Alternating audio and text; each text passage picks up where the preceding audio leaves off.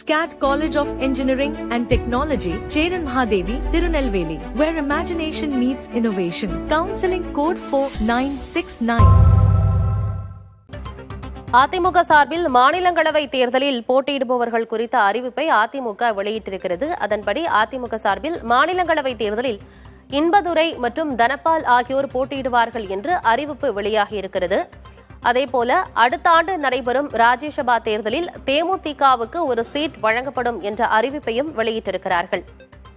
தேமுதிகவுக்கு இந்த ஆண்டு அல்ல, அடுத்த ஆண்டு ராஜ்யசபா சீட் வழங்கப்படும் என்று அறிவிப்பு வெளியாகியிருக்கிறது.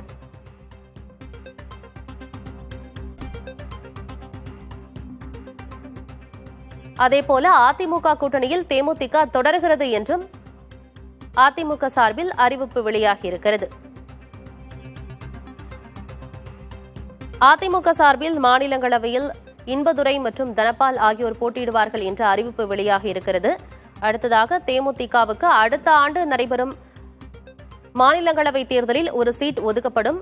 அதிமுக கூட்டணியில் தேமுதிக தொடர்கிறது என்ற அறிவிப்புகளையும் அதிமுக வெளியிட்டிருக்கிறது. விவரங்களோடு செய்தியாளர் துரைகர்ணா இணைந்திருக்கிறார். சார் வணக்கம். அதிமுக சார்பில் மாநிலங்களவை தேர்தலில் தனபால் மற்றும் இன்பதுரை ஆகியோர் போட்டியிடுவார்கள் என்ற ஒரு அறிவிப்பையும் கொடுத்திருக்காங்க. அதே போல அடுத்த ஆண்டு நடைபெறும் மாநிலங்களவை தேர்தலில் தேமுதிகவுக்கு ஒரு சீட் வழங்கப்படும், அதிமுக கூட்டணியில தேமுதிக தொடர்கிறது உள்ளிட்ட விஷயங்களையும் அறிவிச்சிருக்காங்க. எப்படி பாக்குறீங்க? இது ஒரு சரியான அணுகுமுறை, சரியான தேர்வு என்றுதான் பார்க்க வேண்டும். அனைத்து இந்த அண்ணா திராவிட முன்னேற்ற கழகத்தின் சார்பில் IS இன்பதுரை அவர் ஒரு சிறந்த வழக்கறிஞர். தொடக்கம் முதலே கட்சிக்காக பல்வேறு போராட்டங்களில் ஈடுபட்டவர். சட்டப்பேரவையிலும் மிகச் சிறப்பாக அவர் செயல்பட்டார். கடந்த முறை தேர்தலில் போட்டியிட்டு திரு அப்பாவு அவர்களுக்கும் இவருக்கும் இடையே, இன்பதுரைக்கும் இடையே நடைபெற்ற அந்த வழக்கில் அந்த 5 ஆண்டுகளும் பேரவை உறுப்பினராக திரு அப்பாவு அவர்களே தொடர்ந்ததால் இன்பதுரை அவர்கள் அந்த வாய்ப்பை இழந்தார்.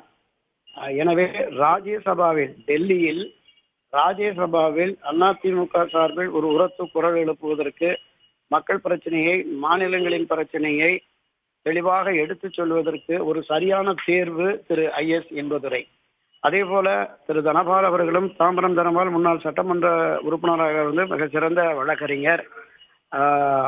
ஏற்கனவே சந்திரசேகர் என்று ஒரு தலித் சமுதாயத்தை சேர்ந்தவர் ராஜ்யசபா உறுப்பினர் பதவியை இழக்கிற பொழுது அந்த தலித் சமுதாயத்திற்கு ஒரு வாய்ப்பு அளிக்க வேண்டும் என்கிற அடிப்படையில் திரு தனபால் அவர்களையும் தேர்ந்தெடுத்திருக்கிறார்கள். இருவருமே மிக சிறந்த வழக்கறிஞர்கள். இந்த இருவரையும் தேர்ந்தெடுத்தது நிச்சயமாக அண்ணா திராவிட முன்னேற்ற கழகத்தில் பயணிக்கிற அனைத்து நிர்வாகிகள் மற்றவர்களும் ஏற்கக்கூடிய ஒன்றாகத்தான் இருக்கும் என்று கருதுகிறேன் சகோதரி.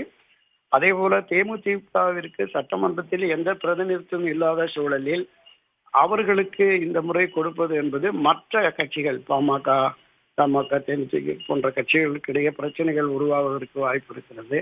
அதனால் இப்போது இந்த சமரச பேச்சு மூலமாக நேற்றைக்கு திரு எடப்பாடி பழனிசாமியை சந்தித்த போது இந்த விஷயத்தை அவர் ஆழமாக தெரிவித்து தான் அனுப்பியிருப்பார். அந்த அடிப்படையில் எதிர்வரும் காலத்தில் அதிக சட்டமன்ற உறுப்பினர்கள் அதிமுகவுக்கு கிடைத்து ஒரு 2-3 ராஜ்யசபா உறுப்பினர்களை தேர்ந்தெடுக்கக்கூடிய சூழல் வருகிற பொழுது நிச்சயம் தேமுதிகவுக்கும் ஒரு வாய்ப்பை அளிப்பார்கள். எனவே அவர்களும் சமரசமாக இதற்கு ஏற்றுக்கொண்டு 2026 அண்ணா திராவிட முன்னேற்ற கழக அணியில் பயணிப்பார்கள் என்று நம்புவோம் சகோதரி. ஆனா சார், இந்த முறை கூட்டணி கட்சிகளுக்கு அதிமுக 2 இடங்கள்ல ஒரு இடங்கள் கூட கொடுக்கல. 2 இடங்கள்லயுமே அதிமுகவை நிற்பதற்கான காரணம் என்ன? ஏன் கூட்டணி கட்சிகளுக்கு கொடுக்கல? ராஜ்யசபாவில் 5 உறுப்பினர்களுக்கு மேல் இருந்தாதான் ஒரு அங்கீகாரம் கிடைக்கும். ராஜ்யசபாவில் கட்சிக்கான அங்கீகாரம் கிடைக்கும். இப்போது 3 ராஜ்யசபா உறுப்பினர்கள் தான் இருக்கிறார்கள். தம்பிதுரை, சண்முகம், தர்மர் 3 ராஜ்யசபா எம்பிக்கள் மட்டுமே இருக்கிறார்கள். அதிமுக சார்பில் மீண்டும் 2 பேர் போகிற பொழுது ராஜ்யசபாவில் அந்த ராஜ்யசபாவினுடைய அங்கீகாரம், கட்சி அங்கீகாரம் கிடைக்கும். அப்படி அங்கீகாரம் கிடைக்கிற போது அந்த விவாதங்களில் பங்கேற்பதற்கு கூடுதல் வாய்ப்புகள் கிடைக்கும். அந்த அடிப்படையில் இந்த முடிவை அதிமுக எடுத்திருக்கிறது என்று நான் பார்க்கிறேன். அதே போல இந்த ராஜ்யசபா சீட் தொடர்பான அறிவிப்பு மட்டும் இல்லாம அதிமுக கூட்டணியில தேமுதிக தொடர்கிறது அப்படிங்கறதையும் அறிவிச்சிருக்காங்க. இப்ப அடுத்த ஆண்டு நடைபெறக்கூடிய சட்டப்பேரவை தேர்தல்ல என்டிஏ கூட்டணியில தேமுதிகவும் இருக்கு அப்படிங்கறது தான் நம்ம புரிஞ்சுக்கணுமா? நிச்சயமா நிச்சயமா. ஆமா ஆமா இருக்கு. துரை கருணா. ஆமா, அதாவது இந்த 2026 தேர்தலில் திராவிட முன்னேற்ற கழகம் மற்றும் திராவிட முன்னேற்ற கழகத்திலே கூட்டணி வைத்திருக்கிற கட்சி அப்படியே இருக்கிறார்கள். அதிலிருந்து வெளியேறுவதற்கோ வெளியிலிருந்து கட்சிகள் போய் சேருவதற்கோ உரிய வாய்ப்பு இல்லை என்கிற சூழல்ல நிச்சயமாக 2026 தேர்தலில் என்டிஏ அதிமுக கூட்டணியில தான் பாமக, தேமுதிக, ஐஜேகே போன்ற கட்சிகள் தொடர வேண்டிய நிலை இருக்கிறது. அந்த அடிப்படையில நிச்சயமாக இவர்கள் அந்த முடிவை எடுத்து இங்கே தொடர்வார்கள் அப்படின்னு தான் நம்ம பார்க்கலாம். தேமுதிகவுக்கு ஒரு மாநிலங்களவை ஒரு ராஜ்யசபா சீட் நாங்க கேட்டிருந்தோம், அது அதிமுக கொடுக்கணும் அப்படின்னு முன்னாடி சொல்லியிருந்தாங்க. ஆனா அதிமுக சார்பில் இருந்து அப்படி எதுவும் உறுதி கொடுக்கப்படலை, அது குறித்து பரிசீலிக்கப்படும், பேச்சுவார்த்தை நடத்தப்படும் அப்படிங்கிற மாதிரியான ஒரு பேச்சுகள் எல்லாமே வந்தது. இப்போ அதற்கான அறிவிப்பை வெளியிட்டிருக்கிறாங்க. ஒரு அழுத்தத்தின் பேரில் அதற்கான அறிவிப்பை வெளியிட்டிருக்கிறாங்களா?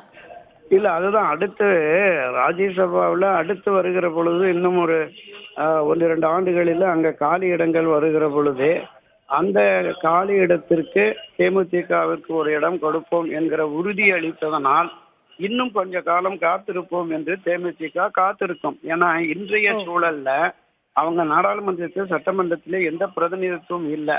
2026 அவருடைய வாக்கு சதவீதம் எப்படி இருக்கிறது என்பதை பார்த்துதான் அடுத்தடுத்த முடிவுகள் எடுப்பாங்க. இப்போது அளிக்கப்பட்ட உறுதி என்பது நிச்சயமா அடுத்து ஒரு 3-4 ராஜ்யசபா இடங்கள் வருகிற பொழுது அவர்கள் தேமுதிக கொடுப்பதாக வாக்குறுதி அளித்திருப்பார்கள். அதை தேமுதிக ஏற்று பயணிக்கும் என்று நாம் நம்பலாம் சகோதரி. இந்த கூட்டணியில அதிமுக கூட்டணி.